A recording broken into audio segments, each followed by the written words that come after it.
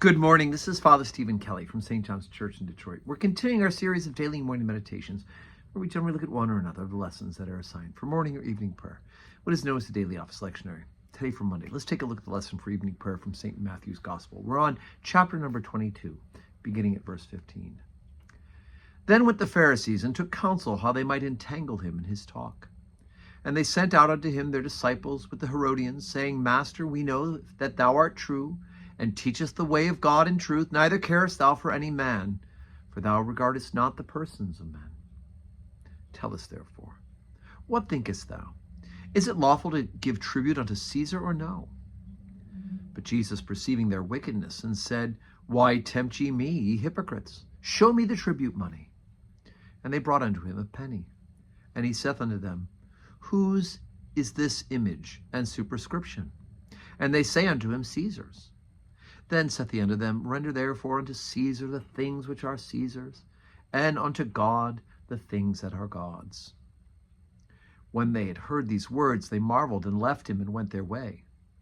The same day the Sadducees, which say that there is no resurrection, asked him, saying, Master, Moses said, if a man die having no children, and his brother shall marry his wife, and raise up seed unto his brother. Now there were with us 7 brethren.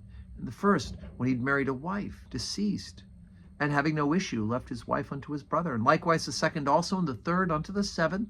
And last of all, the woman died also. Therefore in the resurrection, whose wife shall she be of the 7? For they all had her. Jesus answered and said unto them, Ye do err, not knowing the Scriptures, nor the power of God. For in the resurrection they neither marry, nor are given in marriage, but are as angels of God in heaven. But as touching the resurrection of the dead, have ye not read which was spoken unto you by God, saying, I am the God of Abraham, the God of Isaac, and the God of Jacob? God is not the God of the dead, but of the living. And when the multitudes heard this, they were astonished at his doctrine.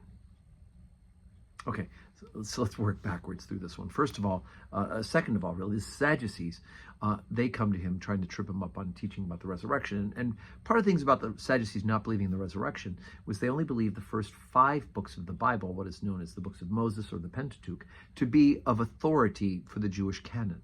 And so they try to keep everything arranged in that same way that has to be proven by the 5 books. And so Jesus does exactly that, right? When he says that he quotes God as the God of Abraham, Isaac, and Jacob, he is quoting Moses and from the books of Moses. And so he says, look, he's not the God of the dead, but of the living. So these people must live some way after their physical death. So Jesus is able to use that as a proof, right? This whole giving of wives and everything else, they're making up a good story. Nobody's going to have 7 wives from 7 brothers. This is not the issue and of course, at the end of time in heaven, there is no giving of marriage. That being with God will be so wonderful that none of that earthly stuff will matter. But going back to the other one, what the Pharisees try to trip him up on is they're trying to convince him that if he says that we shouldn't pay taxes, boom, they can accuse him to the Roman authorities. He says you should, then they can say, well, he's obviously in on it with the bad guys.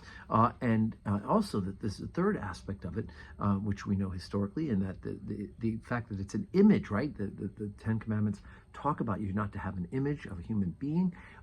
And also that Caesar, who's on that coin, considered himself divine. And so, they're going to accuse Jesus of idolatry. But yet Jesus, when he questions them, asks them whose pictures are. They have one of those coins in their pocket, right? They themselves are the hypocrites. They pay the taxes. They use the coins. And so all the things that they're trying to use to try to trap Jesus, then, of course, he's turned it right back around on them as well. But of course, he says, look, give to Caesar the things that are Caesar's, right? Render to Caesar the things that are Caesar's, to God the things that are God. Here's the things that are Caesar's. Here's the things that are God's, right? Everything, including that which is of Caesar. It's not an untouching Venn diagram, but an overlapping one as well. So today is Monday. We do have 12:15 Holy Communion, 4 o'clock evening prayer. I hope you can join us here at St. John's. If not, join us on the live stream.